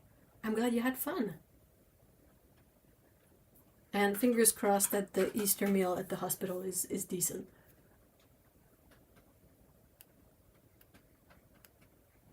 And I'm trying to remember when on earth I even booked the flight. Yeah. I'm always back in school at my current age, and there's a class I forgot to go to. Today's the final. Oh. Okay, so I have one where I'm back in school, and my issue with those dreams, it's always the same thing, is I know I have a class, I know I have to get to that class, but I can't find my schedule, and I have no idea what room it is.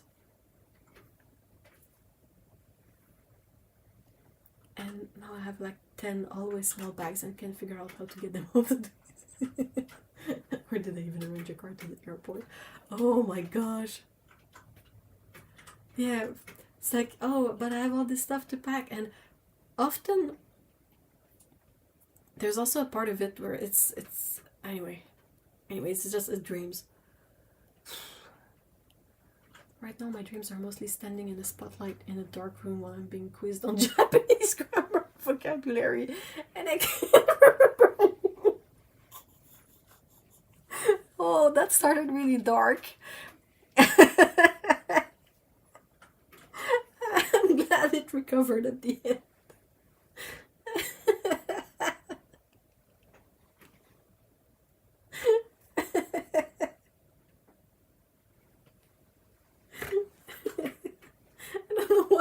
It's so funny. Perhaps because I was expecting something so rough from the beginning, like spotlight, dark room. I was like, oh no, and I'm being quizzed. On Japanese grammar and vocabulary. Okay.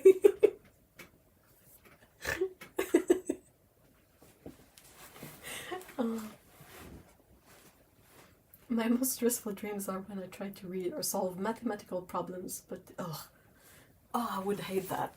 Dang it, I would hate that. One of the recurring one, but that one is very obvious, is if I'm asleep and I need to pee, I'm gonna start dreaming about the most disgusting toilets you can imagine. Like line up the most disgusting things you can think of, and that's basically what happens. Or like you go to the bathroom and you realize that the door of the bathroom, if you sit on the toilet, everyone's gonna see your butt. Like that kind of nonsense, stupid thing. But for that one, I'm pretty sure it's just because I'm fast asleep and I need to pee. So it's basically my brain reacting to that. And then I wake up and I'm like, oh, I have to pee, and I go pee, you know.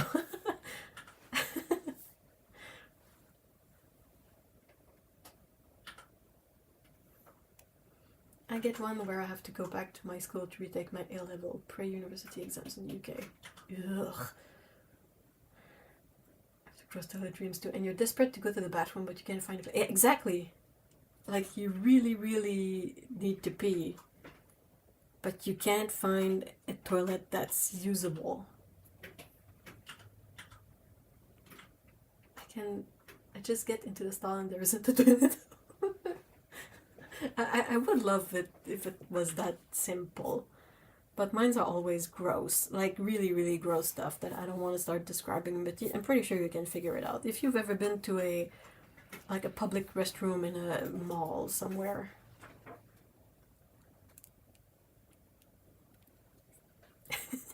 Or there will be toilets that don't make sense at all, like no seats whatsoever, or a really big seat that if you try to sit on it, you're gonna fall in the toilet. Like, nonsense.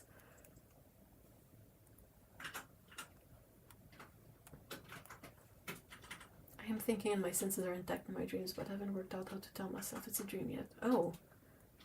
So are you kind of aware it's a dream, but can't really grasp onto that idea?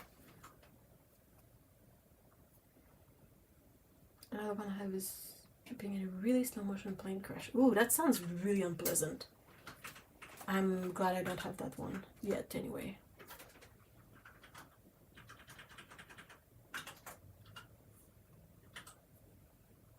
I've had ones where I'm trying really hard to get out of it, but it sort of won't let me. So there's a big part of it that's like, oh shit, is this real? And then I eventually wake up and I'm like, oh, thank God it wasn't real. But I don't remember like the specific circumstances. I think it's just the recurring element is the stress factor and feeling like it's real, but then it's not. And the relief when you realize it's not. But it's like a safe plane crash. Oh, okay. Like nothing destroyed even though we're flying, crashing in a dead city. Wow, that's a dream.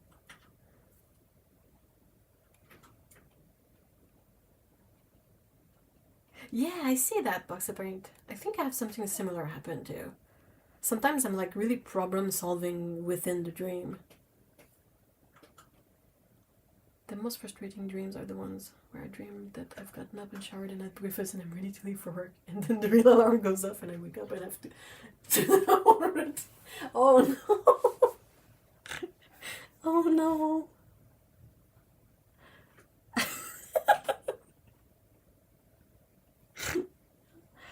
So if I speak to someone, I have the real. How did that go? Did I say something wrong? Was in my head one move. Oh yeah.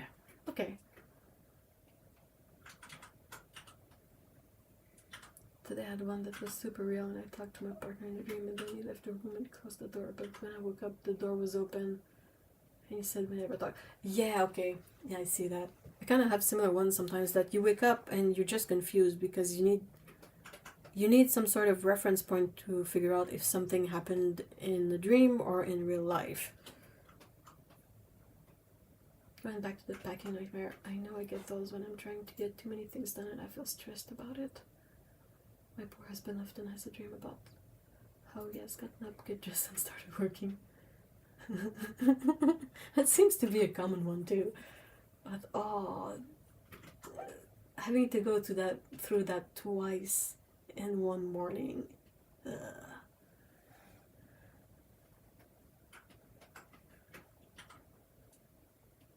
Hubby dreams and does math and.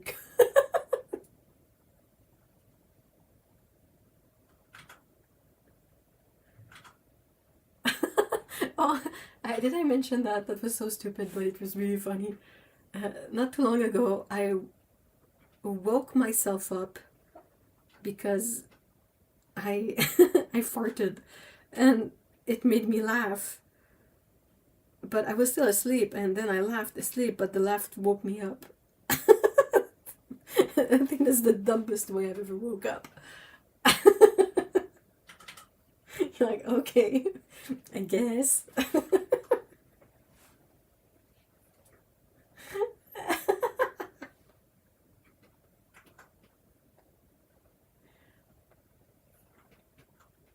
Did you know, apparently you can never dream a face you've not seen before. Every single person in your dream is someone you have seen the face of before.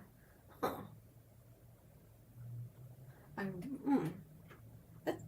That's interesting. I know my husband is stressed when he starts talking and typing in his sleep. Oh no. And I was typing because he usually does dumb things. Why?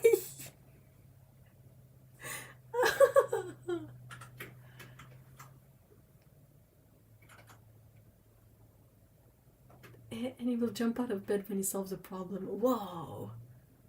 Oh man, to be able to really put one's brain on sleep. Like, okay, we're just taking a break of everything, okay? See ya back in the morning, and you turn the switch to just like disconnect everything.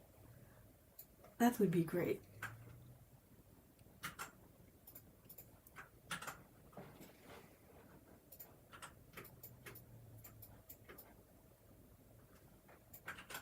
The computer programmer.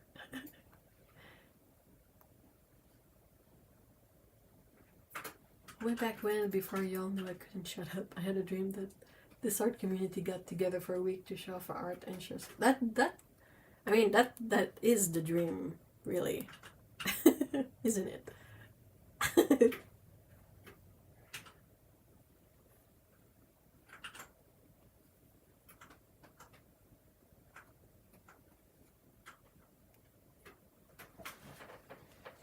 I don't really see faces in my dreams either. It's like I know it's a face, but it's nothing. It's as if all dreams is text based and emotions, and kind of no real visual of anything. So I'll know sometimes it's really funny because the description of a person in a dream is different from the name that the person gets. Like, let's say I'll have a dream, and in the dream there's Otto, but Otto won't fit the description of Otto that I know, but that's still Otto in my dream. You have text-based dream. I don't know if that's the right way to say it, but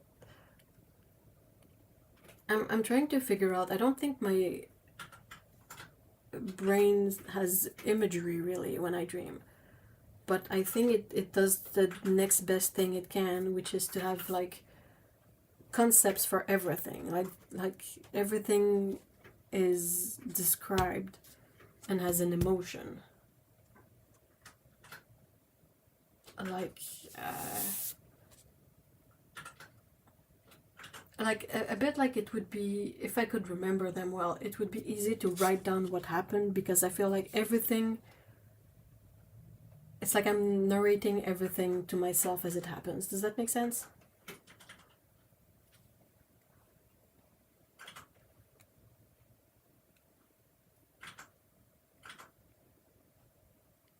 It's a prophecy, one day it will come true. Makes sense. Yeah, it makes sense, and then you wake up and you're like, what? So my brain's telling me to not talk or I'd be found, so I decided to and the next Saturday I said, oh, that's lovely. That's really nice, though. I'm glad you told it to STFU. I need to know what I look like in your dreams. That would be. It's like this. I don't know. It's not like there's an image or something. It's just like, okay, this is a person, and this person is Otto. And with Otto, like, let's say I've had multiple dreams where we go to Japan. Okay, I don't know what it's like to go to Japan. I've never been, but my dream like puts something in there, and it's like, yeah, there you go, that's it. So it's like, okay, well, you meet Otto there, and with Otto, there's Otto's husband. But it's basically like, it's a bit like if you have a stick figure with a paper stuck to their face with the name of the person on it. Like in the context of the brain, that's Otto, but it doesn't look like you, even if I know what you look like. Like, I can see your photo and be like, this is Otto.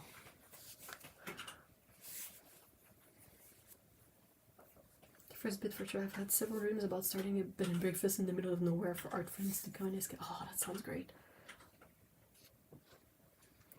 My dreams and my memories look the same when I think about them. Like they have the same level of resolution, so I honestly don't know if I'm remembering a dream or something has happened.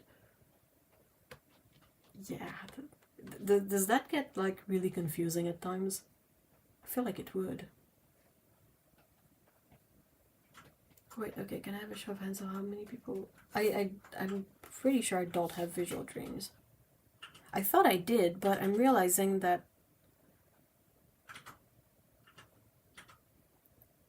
I like, either when I become aware in my dreams that I'm dreaming, I'm kind of realizing that nothing is an image, really. And then when I wake up and I still have the dreams lingering, there's still this feeling that nothing was an image as much as either like my, let's say I need a location, well, my brain will go, okay, it's set in the college you went to, and that's it. So I will go pick in my memories of the college I went to what the space was like, but it's not exactly visual, it's more like knowledge base. And whenever I dream about places I've never been, it's always like nonsense. Like the way when I think of the description of it after I wake up, I'm like, that doesn't make any sense. Next to my family and kiddos, I'm always most grateful to be... Aww, bugs of paint. Right back at you, to be honest.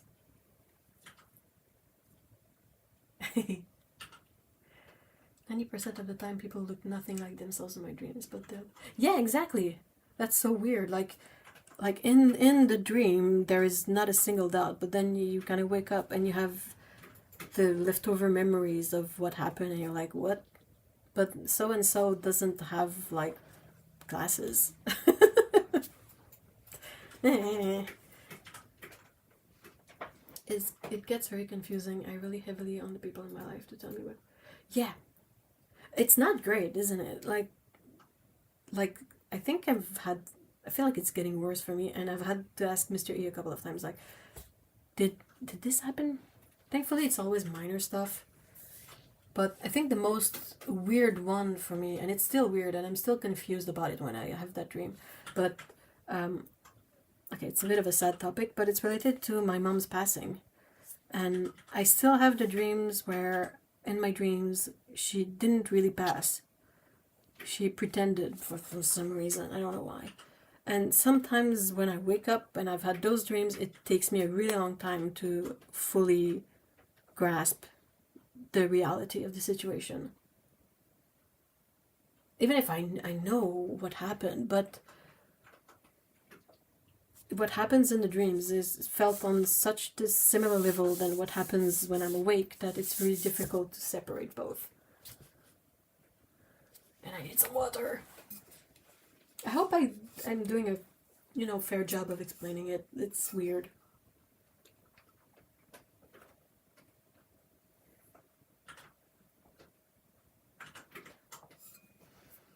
Hubby learned a long time ago that when I wake up, I sometimes need time to sort through what happened. Yeah, that, exactly that. And it's just really weird having to parse that. Do you sometimes have such strong emotions when you wake up and yeah, absolutely. Yeah, I get that with my... It's weird, isn't it? Just how real it feels in the dream when in awake, like in the reality of things, it's such a solid fact. Like there's no two ways about it. Like there's no interpretation at all. Like it happened, it is, this is the thing. But in the dreams it's just like anything goes. It's very what the fuck. Yeah, there you go. In my case, it's all related to my narcolepsy and the poor working me work from my ADHD. Oof. Sometimes I can shake it.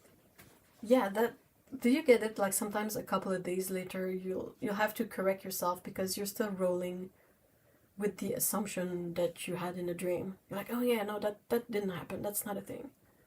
Oh, poor working memory. Yep. Though narcolepsy sounds very unpleasant. I'm sorry you have to deal with that. And it's not even like it comes from some deep set desire to see them. Yeah, no, it's when I have that dreams, I'm always super duper mad and angry at the trickery, you know. It's never like a dream of a relief and joy and like yay. It's always me being very angry. Someone could have a field day, I think, with our our collection of dreams in here. Hey, Pico. Can I get Pico to move up?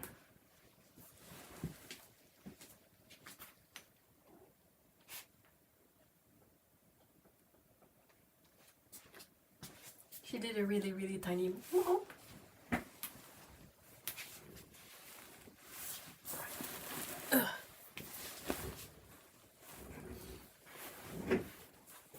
One time I dreamed my partner left or something and I woke up so hurt and angry. yeah, exactly. Like, I don't... Like, I feel like whatever emotions we have in dreams, they're just as real as whatever we have in real life, so...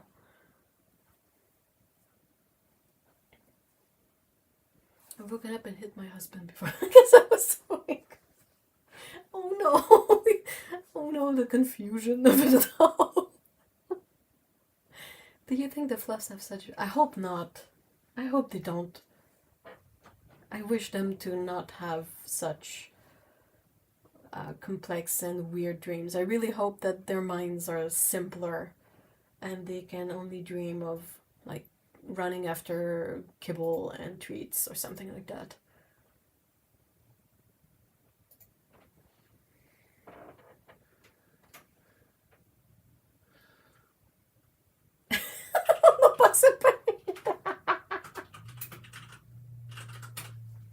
Oh no!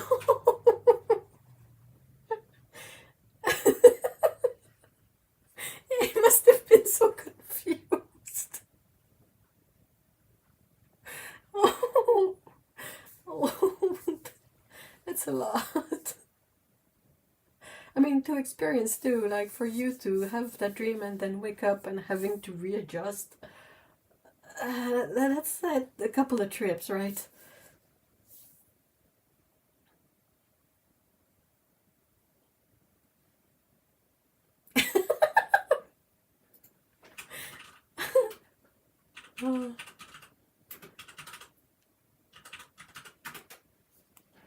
See, I'm bringing back the idea of the dream cinematic universe.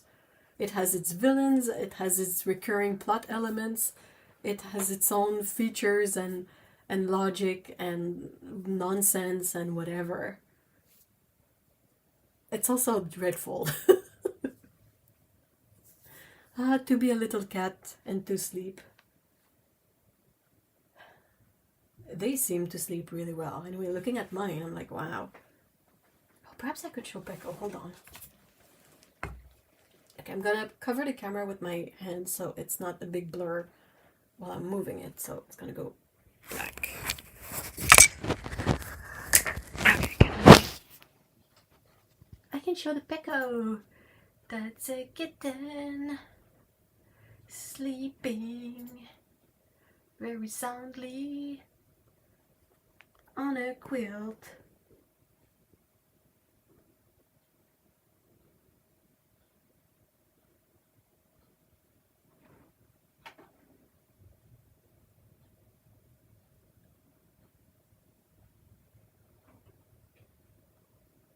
She's perfect. She's a little hot cross bun.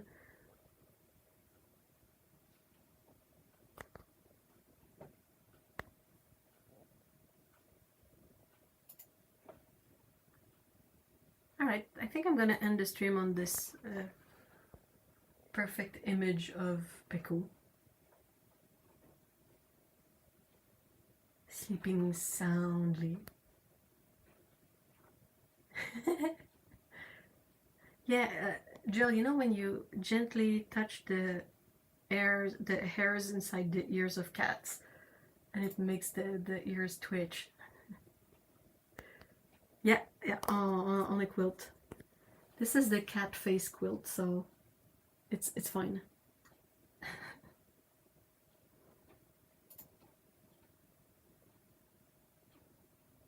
She is a baby.